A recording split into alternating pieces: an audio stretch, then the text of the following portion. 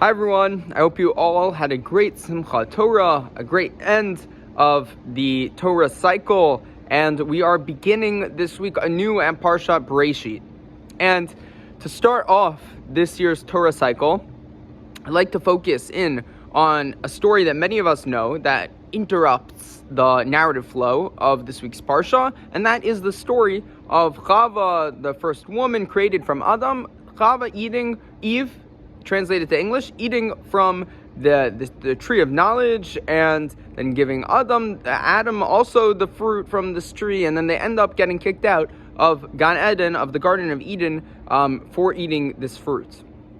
Now, it's pretty fascinating. There are many fascinating aspects of this story, but the one I'd like to focus in on particular is the whole aspect of seeing like with our eyes, within the story. Now, the story is prefaced with the line, the pasuk, the verse that says that Adam and Chava, Adam and Eve, were naked and they were not embarrassed, meaning they had no, it was just natural like everything else. They had no second thoughts in terms of either of them being naked or anything like that.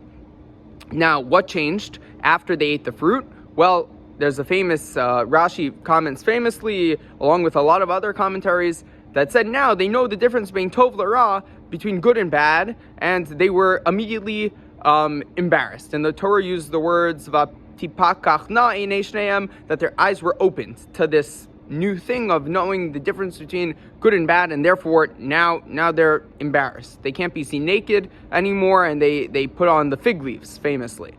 And I think it's a fascinating way to look at it, that we're looking at it through the context of their eyes were open to something new. Now, again, like I said before, the primary translation or understanding of this is they were introduced to this concept of good and bad, and therefore they were embarrassed.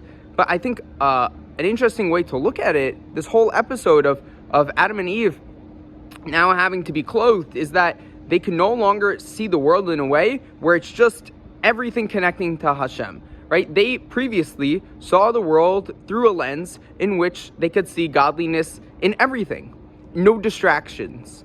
But now there are distractions. They become embarrassed by even the most rudimentary fundamental thing, their bodies. They become distracted and thrown off of just strictly connecting with Hashem. And I think it goes very well as a bookend of the Torah with how we ended it on Simchat Torah, that Moshe's greatness was so abundant. Be'enei kol Yisrael is how the Torah ends, in the eyes of all of Israel. Because what was Moshe really able to do that we haven't really seen throughout the rest of the Torah on a large scale? Moshe was able to allow the Jewish people to again have that fundamental connection with Hashem, to see Hashem in everything that we do through the giving of the Torah. So my bracha to everyone this week, and especially as we begin this new cycle of the Torah, is that we're able to realize that we no longer have that ability to inherently see Hashem, to see God through everything. But if we try, we can. And we could do that through learning Torah and through trying to really contextualize, obviously, nature and the Torah itself. And with that, I wish you all a Shabbat Shalom.